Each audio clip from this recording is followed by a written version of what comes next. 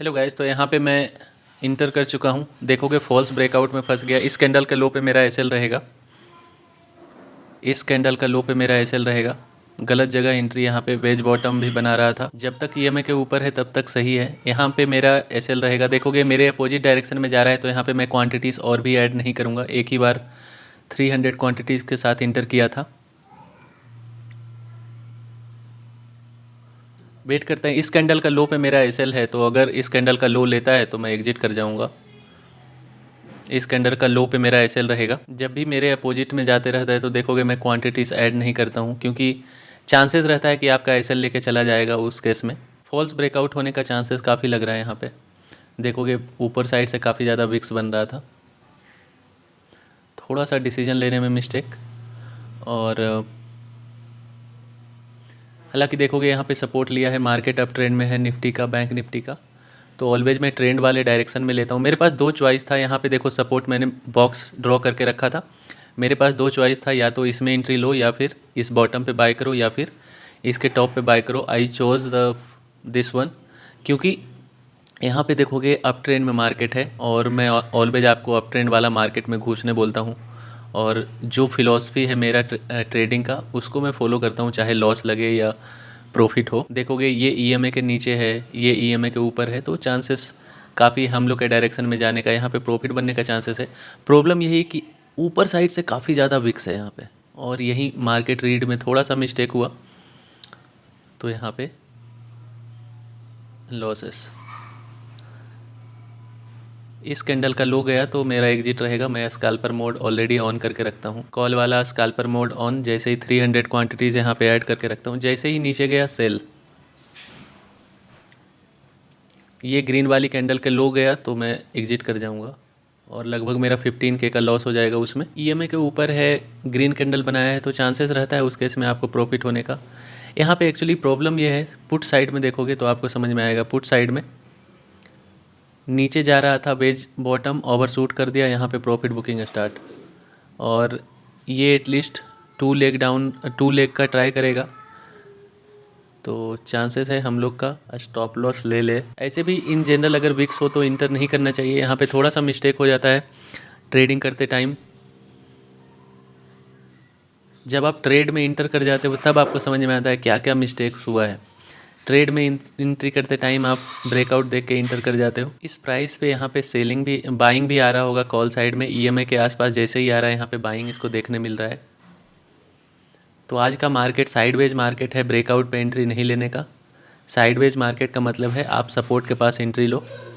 तो यहाँ पे एक अच्छा एंट्री का पोजीशन हो सकता था। यहाँ पे अगर ये मेरा ट्रेड नहीं रहता तो यहाँ पे मैं इंटर कर जाता 300 क्वांटिटी के साथ, लेकिन मैं ऑलरेडी ट्रेड में इंटर्ड हूँ, तो यहाँ पे एवरेजिंग नहीं करूँगा आज। हम लोग का स्टॉप लॉस इस कैंडल का लो पे है। पुट वाला देखो सपोर्ट के पास है, इतना स्ट्रॉन्ग विक्स बनाया था, और पुट वाला सपोर्ट के पास है। इस कारण से हम लोग का इधर कॉल वाले में प्रीमियम बढ़ नहीं रहा है। तो लेकिन अगर बाय करना हो तो ईएमए के ऊपर प्राइस है कॉल वाला, तो अगर बाय करना है तो कॉल वाले में ही बाय करेंगे। ये कैंडल अगर ग्रीन में क्लोज होता है, मैक्सिमम मुझे लग रहा है ज़्यादा ज़्यादा हम लोग ब्रेक इवन में जा सकते हैं। उससे ज़्यादा मुझे लग नहीं रहा है मोमेंटम, क्योंकि पुट साइड में स्ट्रॉन्ग बाइंग आ रहा है डाउन साइड से, विक्स देखो, और कॉल वाले में अप साइड से सेलिंग आ रहा है, तो ये अच्छा साइन नहीं होता है। ये गलत जगह ब्रेकआउट में एंट्री। देखो आप समझते हो कि क्यों कभी कभी देखोगे प्रीमियम डिके ही नहीं होता है एक्सपायरी के दिन। प्रीमियम डिके नहीं होगा कॉल एंड पुट दोनों का। उसके रीज़न यही है, जैसे पुट वाला सपोर्ट के पास है तो यहाँ पे ज़्यादा बाइंग हो रहा है। कॉल वाला ईएमए से सपोर्ट ले रहा है तो कॉल में भी बाइंग चल रहा है, पुट में भी बाइंग चल रहा है, तो दोनों का प्रीमियम डिके नहीं होता है। और ये एक्सपायरी के दिन भी अगर दोनों सपोर्ट के पास आ गया कहीं गलती से, तो देखोगे दोनों का ही डिके नहीं होता है, और घंटों घंटों इसी तरह आपका डिके नहीं होगा। तो वहीं पे आपको इंटर करना है जहाँ पे देखोगे प्रीमियम यहाँ पे डिके नहीं हो रहा है। यहाँ पे देखो सपोर्ट के पास है तो इधर भी डिके नहीं होने देगा। तो यही हम लोग को देखना है कि कहाँ पे सपोर्ट बनाया हुआ है। यहाँ पे जैसे ईएमए के पास अगर मैं बाय करता तो अभी देखोगे कॉन्फिडेंस में रहता कि चलो हाँ अच्छा पोजीशन पे बाय किया है। यहाँ पे फॉल्स ब्रेकआउट में एंट्री हो गया, अभी भी कॉन्फिडेंस नहीं है कि इसमें प्रॉफिट होगा। इसको ब्रेक इवन पे निकलना पड़ेगा, क्योंकि देखो ऊपर साइड से विक्स देख रहे हो, और इधर देखो पुट वाले में डाउन साइड से कितना सपोर्ट देखने मिल रहा है। इसमें इंटर इसलिए किया था कि ईएमए के ऊपर था, और ईएमए के ऊपर रहे तो आप बाय साइड में जाओ तो अच्छा बात है, कोई बात नहीं। मतलब अगर ईएमए के ऊपर है प्राइस तो आप कॉल साइड में ही जाओगे, पुट में जाने का कोई मतलब नहीं बन रहा है। पुट में आप देखोगे लोअर हाइज लोअर लोज बना रहा है, तो बाइंग करना है तो कॉल में ही करोगे। तो अब कहाँ पे कॉल बाय करना है, ये अच्छा पोजीशन था ईएमए के आसपास। मेरा जो रूल्स है कि एवरेजिंग नहीं करता हूँ, उसको बस फॉलो कर रहा हूँ। अदरवाइज यहाँ पे ये पोजीशन नहीं होता, तो ये एक अच्छा पोजीशन था यहाँ पे एंट्री करने का। अब देखो एक ग्रीन कैंडल बनाया, अपने हाई पे क्लोज किया है, यहाँ पे भी आप पोजीशन ऐड कर सकते हो। हम लोग का एसएल इस कैंडल का लो पे था, ये बिग बार जो बनाया था इसके लो पे था। थोड़ा सा गलत डिसीजन हुआ यहाँ पे एंट्री का। अगर ऐसे एंट्रीज में जनरली मैं अवॉइड करता हूँ। आज का एंट्री था, क्लियर दिख रहा था कि अपर साइड से विक्स है, साइडवेज मार्केट है। ब्रेकआउट में यहाँ पे एंट्री करना नहीं होता है, इसमें आपको सपोर्ट के पास एंट्री करना होता है, जैसे ईएमए के पास है, या फिर यहाँ पे देखो बहुत सारे लोग यहाँ पे बाय किए थे। लेकिन मैं कॉल साइड में क्यों गया, आपको लॉजिक में बता दिया। कॉल साइड में जाने का सिंपल लॉजिक है, कल पूरे दिन मार्केट अप ट्रेंड में था, ईएमए के ऊपर है, तो इसलिए हम लोग कॉल साइड में एंट्री बनाते हैं। इस प्रीवियस लेवल को अगर ब्रेक किया तो थोड़ा बहुत और क्वांटिटीज ऐड कर दूंगा। वो लेवल को ब्रेक करता है तो हमारा एक एंट्री बन सकता है, उससे पहले मैं कुछ भी क्वांटिटीज़ यहाँ पे ऐड नहीं करूँगा। इन जनरल देखोगे काफ़ी ज़्यादा ऊपर साइड से विक्स है, तो ऐसे केस में हम लोग वेट करते हैं। 50 सेकेंड्स और है ये कैंडल क्लोज होने में।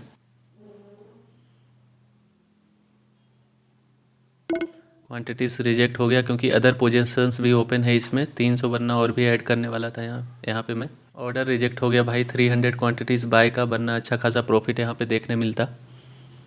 चलो कोई नहीं, 300 क्वांटिटीज़ यहाँ पे मैं सेल करके लिए लगा देता हूँ।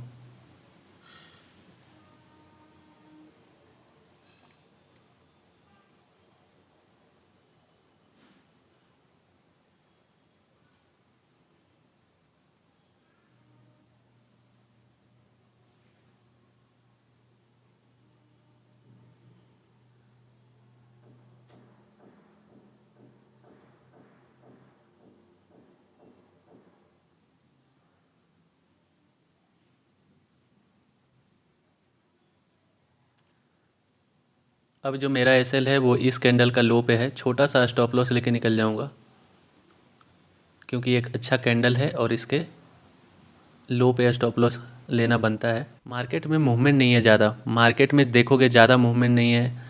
कॉल वाला यहाँ पे देखो, प्रीमियम यहाँ पे सपोर्ट लिया था, आज बॉटम ट्राई किया है दोबारा से इस लेवल को जाने का। हम लोग का टारगेट का लेवल रहेगा, ये लेवल को ब्रेक करना चाहिए, इस लेवल तक भी जा सकता है। ये सेलिंग वाला जोन है, तो यहाँ से फिर से सेलिंग देखने मिलेगा। बायर का स्ट्रेंथ दिख रहा है, देखोगे कल भी पूरे दिन अप ट्रेंड में था, आज भी ईएमए के आसपास काफ़ी ज़्यादा सपोर्ट लिया है। दूसरे पोजीशंस भी ओपन हैं, वहाँ पे मेरा मार्जिन काफ़ी ज़्यादा यूज हो चुका है। मॉर्निंग में जब मैं लाइव था तो आपके साथ वो पोजीशंस बनाया था, तो वो अभी भी लाइव है, और उसके कारण देखोगे मार्जिन में 300 क्वांटिटीज़ यहाँ पे बाय किया था, वो मेरा ऑर्डर एग्जीक्यूट नहीं हुआ था इस कारण से, वरना मैं यहाँ पे एग्जिट कर जाता 10,000 के लगभग प्रॉफिट पे। इधर वेज बॉटम यहाँ पे सपोर्ट का ले रहा है, ज़्यादा प्रीमियम में मूवमेंट नहीं है, तो आई थिंक यहाँ पे इस कैंडल का जिस तरह से क्लोजिंग होता है उसके बेसिस पे मैं एग्जिट कर जाऊँगा। और यहाँ पे फॉल्स ब्रेकआउट देखोगे, ब्रेकआउट में आपको एंट्री नहीं रहता है, साइडवेज मार्केट में आपको सपोर्ट के पास बाय करना रहेगा, ब्रेकआउट पे आपका एंट्री नहीं रहेगा, और यही गलत जगह पे बाय कर लिया, और उसके कारण देखोगे इतना अच्छा मूव में भी उतना प्रॉफिट नहीं बन रहा है। अब हमारा स्टॉप लॉस काफ़ी छोटा हो चुका है, स्टॉप लॉस ये वाली कैंडल का लो पे आ चुका है, तो लगभग हमारा स्टॉप लॉस 320 पॉइंट का है, और 20 पॉइंट का टारगेट भी लेके निकल जाएंगे यहाँ पे साइडवेज मार्केट में। 1:1 पे ही निकलना पड़ेगा। ये कैंडल का क्लोजिंग देख लेते हैं, अगर बढ़िया क्लोजिंग प्रीवियस कैंडल का हाई को ब्रेक करता है तो अच्छा बाइंग आपको देखने मिल सकता है। यहाँ पे इतना अच्छा कैंडल का फॉर्मेशन नहीं किया है, डोजी कैंडल है और रेड भी बॉडी है, तो बाइंग में ज़्यादा इतना स्ट्रेंथ नहीं है, सेलर वहाँ पे एक्टिव है। अब मैं ब्रेक इवन पे एग्जिट कर जाऊँगा, इस कैंडल का लो ब्रेक किया तो मैं एग्जिट कर जाऊँगा ब्रेक इवन पे। इस पोजीशन में ऐसे भी ज़्यादा कॉन्फिडेंस नहीं लग रहा है, क्योंकि देखोगे पूरा अपसाइड से सेलिंग वाला विक्स है, तो यहाँ पे ब्रेक इवन पे निकलना पड़ेगा। इस कैंडल का लो अगर ब्रेक कर दिया, प्रीवियस कैंडल का लो ब्रेक कर दिया, तो वहाँ पे मैं एग्जिट कर जाऊँगा। ब्रेक कर चुका है, यहाँ पे मैं सेल कर देता हूँ।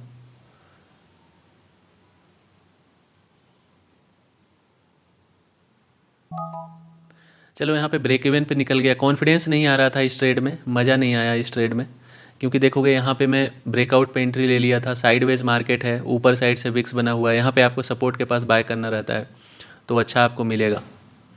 यहाँ पे ब्रेकआउट में हम लोग हमेशा फंसते हैं, हालांकि ये एक ऐसा है धीरे धीरे हो सकता है आप ट्रेंड में रहे, लेकिन यहाँ पे देखो बेज टाइप का फॉर्मेशन किया है, बार बार ओवरशूट कर रहा है, यहाँ पे सपोर्ट ले रहा है पुट वाले में, तो इस कारण से यहाँ पे मैं ब्रेक इवन पे एग्जिट कर गया। देखोगे यहाँ पे फिर से डाउन जा रहा है, ये ज़्यादा नीचे जाएगा नहीं, ये ईएमए के पास सपोर्ट लेगा, वापस से फिर से अप साइड जाएगा। हेलो गाइस, तो आपको काफ़ी कुछ सीखने मिला होगा इस लाइव स्कैल्पिंग वीडियो से, किस तरह से हम लोग पोजीशंस को मैनेज करते हैं। अगर आप गलत एंट्री हो गया आपका तो किस तरह से पोजीशंस को मेंटेन करना रहता है। आप देखोगे कितना बार आपके अपोजिट डायरेक्शन में ट्रेड जाते रहता है और वहाँ पे आप एवरेज करने के चक्कर में क्वांटिटीज ऐड करते रहो, तो उस केस में एक दो बार आपको पॉजिटिव हो जाएगा, but most of the time आपका लॉसेज बहुत बड़ा हो जाता है। इस कारण से अगर मेरे अपोजिट डायरेक्शन में जाते रहता है तो वहाँ पे मैं ऐड नहीं करता हूँ, छोटा सा स्टॉप लॉस लेके निकल जाता हूँ, दूसरा एंट्री करूँगा, दूसरा सेटअप बनेगा, वहाँ पे एंट्री करूँगा।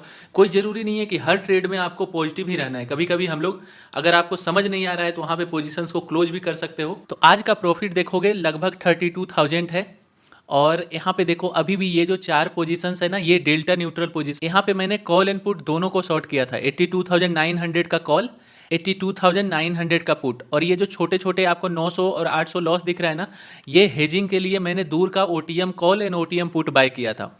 और उसके बाद देखोगे दोनों तरफ से पॉजिटिव है मेरा, 17,000 का पॉजिटिव एक साइड से कॉल वाले में और 10,000 का दूसरे साइड से, और देखोगे लगभग जीरो कर दिया है। मैंने सेल किया था 130 रुपीज़ पे और क्लोजिंग प्राइस जीरो, यहाँ पे 80 रुपीज़ पे सेल किया था और क्लोजिंग प्राइस 8 रुपीज़, तो लगभग प्रीमियम पूरा खा गया। आज मार्केट में मूवमेंट नहीं था, आपको बताया था कि मार्केट एक ऐसे जगह पे है जहाँ पे अप साइड से एक वेज टॉप बना रहा था, डाउन साइड से स्ट्रॉन्ग मोमेंटम था, तो दोनों साइड किसी डायरेक्शन क्लियर नहीं था, इस कारण से वहाँ पे आज पूरे दिन देखो साइडवेज रहने का चांसेस ज़्यादा था, प्रीमियम डिके हो रहा था। यहाँ पे लाइव में ही आपको मैंने बताया था, अगर मेरा यूट्यूब पे लाइव आप देखते हो मॉर्निंग में, वहीं पे मैंने आपको ये बताया था कि आज डेल्टा न्यूट्रल करने वाला हूँ।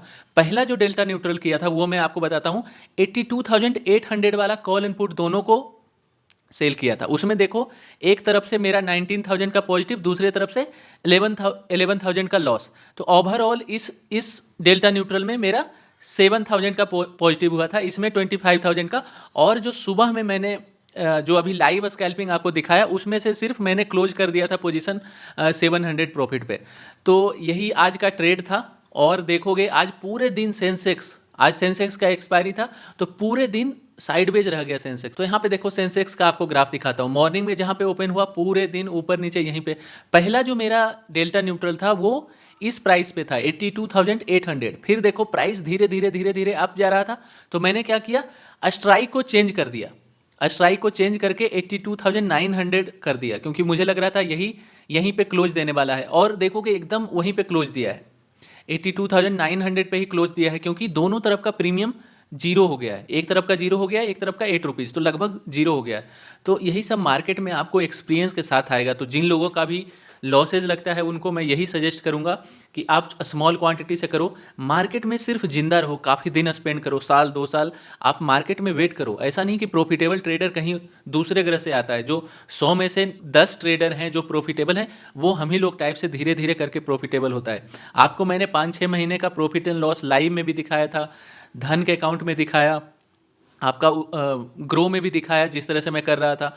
और देखोगे उसके बाद लास्ट 2 वीक का आप वीडियो देखो, हर दिन मैं आपको पॉजिटिव होता है निगेटिव होता है सब कुछ डाल रहा हूँ, आप देखोगे ओवरऑल पिछले 2 वीक में ही कितना ज़्यादा रिटर्न मिला। तो ऐसा नहीं है कि आप ऑप्शन बाइंग में प्रॉफिटेबल हो गए, ऑप्शन सेलिंग में प्रॉफिटेबल हो गए, जिसमें अगर आपका प्राइस एक्शन सही है सब में प्रॉफिटेबल हो गए। सिर्फ आपको प्राइस एक्शन सीखना है, मार्केट को समझना है, अपने पोजीशन साइज को कंट्रोल करना है। अगर आपके पास कम कैपिटल है तो कम कैपिटल से करेंगे, ठीक है। और नंबर ऑफ ट्रेड्स भी मेरा देखोगे 2-3 ही रहता है। प्राइस एक्शन सीखो, मैं काफ़ी ज़्यादा इंटरेस्टिंग वीडियोस डालते रहता हूँ, आपको लर्निंग वीडियोस बैक टेस्ट करके डालूंगा सारा अभी, तो अगर फॉलो नहीं किए हो तो फॉलो कर लो, काफ़ी मज़ेदार कंटेंट इस चैनल पे मिलने वाले हैं।